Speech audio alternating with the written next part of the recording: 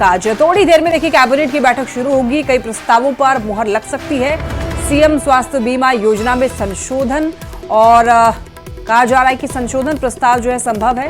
वहीं देखिए 5 लाख रुपए का बीमा देने का फैसला था। तो आज कैबिनेट की बैठक होने वाली है, झारखंड कैबिनेट की बैठक, जिसमें कई अहम प्रस्तावों पर मुहर लगने की संभावना जताई जा रही है। यानी कि कई अहम मुद्दों पर बातचीत की जाएगी और थोड़ी देर में बैठक की शुरुआत होने वाली है। और कहा जा रहा है कि सीएम स्वास्थ्य बीमा योजना में संशोधन प्रस्ताव संभव है। 5 लाख रुपए का बीमा देने का फैसला था। तो किन किन मुद्दों पर बातचीत होगी और किन किन मुद्दों पर, किन किन प्रस्तावों पर मुहर लगेगी, ये बहुत जल्द सुनने को मिलेगा।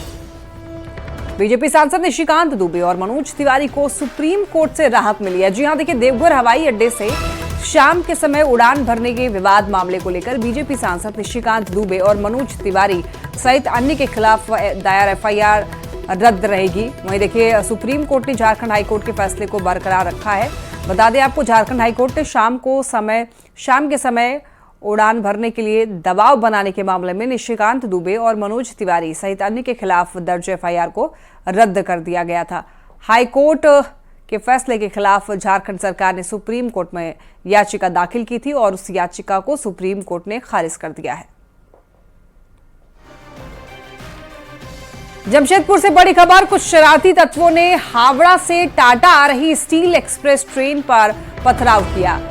बता दें आपको, माइंस और गालुडी स्टेशन के बीच ये पथराव किया गया। घटना में ट्रेन की 4 बोगी के शीशे टूट गए। कई यात्रियों को घटना में मामूली चोट भी आई है। ट्रेन को टाटानगर रेलवे स्टेशन पर रोका गया। आरपीएफ की टीम देखिए इस मामले की जांच पड़ताल कर रही है। और ये देखिए, ये जो शीशे टूटे हैं बोगियों के, वो आपको दिखा रहे हैं। और देखिए बोगी के अंदर इतने बड़े बड़े पत्थर जो है वो फेंके गए हैं। हालांकि कहा जा रहा है कि इस दौरान कुछ यात्रियों को चोट आई है। हालांकि ये मामूली चोट बताई जा रही है, लेकिन कोई बहुत बड़ा हादसा हो सकता था। जिस तरीके से जितने बड़े बड़े यहाँ पर पत्थर देखिए फेंके गए हैं। आरपीएफ की टीम अब पूरे मामले की जांच पड़ताल करने में जुटी हुई है। स्टील एक्सप्रेस पर पथराव और पथराव की बात की ये तस्वीरें आपको दिखा रहे हैं। सर हम बैठे हुए थे स्टील एक्सप्रेस के डीप फोर में, तो अचानक बाहर से पत्थरबाजी हुई तो हम लोग घबरा गए और हमने ये बात रेलवे को दी। रेलवे ने अपने उत्तराधिकारी को दी तो हम लोग घबराए हुए थे। लेकिन उसने देखिए पत्थरबाजी और अधिक स्टार्ट हो गई और उसी में हमारी ट्रेन बोगी की कांच टूटनी स्टार्ट हो गई। तो हम लोग अधिक डर गए और उसकी सूचना हमने अपने रेलवे पदाधिकारी को दी। C2 में पत्थर चला था। कौन से गाड़ी में, क्या, कहाँ? स्टील एक्सप्रेस में। हावड़ा से टाटा आ रही थी? हाँ, हावड़ा टाटा स्टील एक्सप्रेस में। कहाँ पे ये घटना हुआ है? ये हुआ रखा मंच से थोड़ा पहले, टोटो सिग्नल बगल गालूडी रखा मंच के बीच। हाँ, गाड़ी रुकी थी वहीं पे। तो किसी को चोट लगने का? चोट लगा नहीं सर, खाली पत्थर चला है वहाँ पे। वो सब पी खा के वहाँ पर लड़का लोग था, वही लोग पत्थरबाजी किया। ट्रेन पर पथराव के पीछे किसकी साजिश है? बार बार आखिर क्यों ऐसी घटनाएं हो रही हैं और इस तरह की साजिश कौन कर रहा है? ऐसे कई सारे सवाल हैं और ऐसे में न्यूज़ 18 भी ये सवाल पूछता है कि ट्रेन पर पथराव के पीछे आखिर साजिश किसकी है? बार बार इस तरह की घटना जो है वो क्यों हो रही है? किसकी साजिश है? कब होगी आरोपियों पर कार्रवाई? ये तमाम ऐसे सवाल न्यूज़ 18 पूछ रहा है। जेएमएम के होने वाले महाधिवेशन को लेकर के सियासी पारा भी बढ़ा हुआ है। महाधिवेशन में संभावना जताई जा रही है कि गांडे से जेएमएम विधायक कल्पना सोरेन को पार्टी की बड़ी जिम्मेदारी मिल सकती है।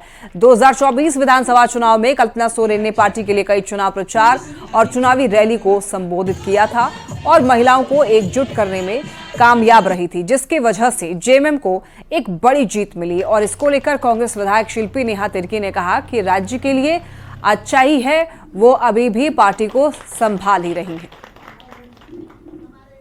ये तो वो संभाल ही रही है, बहुत अच्छे से संभाल रही है, दोनों ही मिलके संभाल रहे हैं। और ये तो इस राज्य के लिए बहुत ही अच्छी चीज़ है कि मुझे लगता है पहले हेमंत दादा थे तो पुरुषों में एक अलग ऊर्जा था, अब कल्पना भाभी भी हैं तो महिलाओं में भी एक अलग ऊर्जा है, तो अच्छी चीज़ है।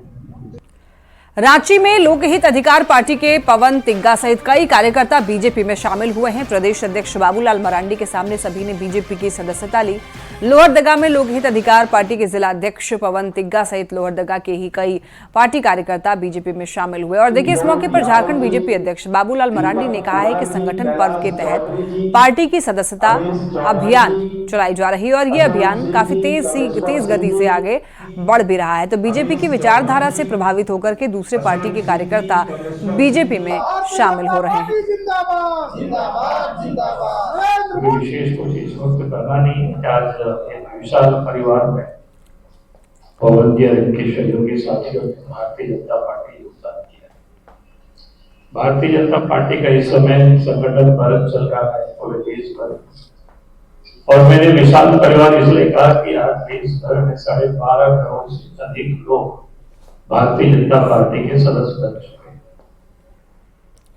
झारखंड कांग्रेस के पूर्व अध्यक्ष राजेश ठाकुर ने बीजेपी पर निशाना साधा। उन्होंने कहा है कि बीजेपी के बड़े नेताओं के पास कोई काम नहीं है। बीजेपी के 1-2 नेता सिर्फ मीडिया में बयानबाजी से अपनी उपस्थिति दर्ज करा रहे हैं।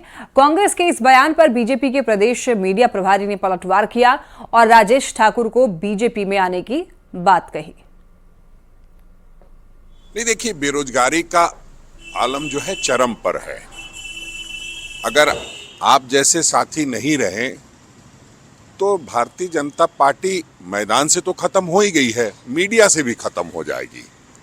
बयान देने के लिए भी कोई आसानी से उपलब्ध नहीं है। 1-2 कैरेक्टर हैं जो वो लगातार इस पर फोकस करते हैं, उनका अपना एक अपनी पहचान है, उस वजह से। अदरवाइज भारतीय जनता पार्टी के लिहाज से कहीं कुछ भी नहीं है। आपने देखा किस तरह से सदस्यता अभियान चला, किसी को पता ही नहीं चला कौन किसके घर गया, कौन किसको सदस्य बनाया। उसके बाद आप देखेंगे तो अंबेडकर गौरव यात्रा निकाल रहे हैं, जो हमारी देखा देखी है, जो हम अंबेडकर सम्मान मार्च कर रहे हैं। राजेश ठाकुर जी को बीजेपी को समझने के लिए पहले बीजेपी में आना पड़ेगा। बीजेपी के बाहर रह करके वो बीजेपी की गतिविधि को नहीं समझ पाएंगे। अब कौन नेता कहाँ जा रहा है, क्या प्रवास कर रहा है, ये तो बीजेपी में आकर के ही उनको जानना पड़ेगा। ऐसे वो अखबार पढ़ते होंगे, टीवी देखते होंगे, इतने बड़े नेता हैं, एक राष्ट्रीय दल के प्रदेश अध्यक्ष रहे हुए हैं, तो उनको गतिविधि दिखती होगी कि सदस्यता अभियान चल रहा है, हमारे कई कार्यक्रम चल रहे हैं, नेताओं के प्रवास चल रहे हैं। तो अब इस जानबूझ करके अगर वो नहीं जानते हैं तो इसमें कोई भारतीय जनता पार्टी का कोई दोष तो है नहीं। खबर गिरिडीह से, जहां के देवरी प्रखंड में अरगा नदी पर बन रहा पुल ढहने के 6 महीने बाद कार्रवाई हुई। आपको बताते चलेंगे, पथ निर्माण विभाग ने यह कार्रवाई की और मामले में संवेदक कंपनी को पथ निर्माण विभाग के टेंडर से हटा दिया गया है। ये पुल करीब 5.5 करोड़ की लागत से बनाया जा रहा था। पुल ढहने के बाद स्थानीय लोगों ने संवेदक को ब्लैकलिस्ट और पथ निर्माण विभाग के अधिकारियों के खिलाफ कार्रवाई की मांग की है।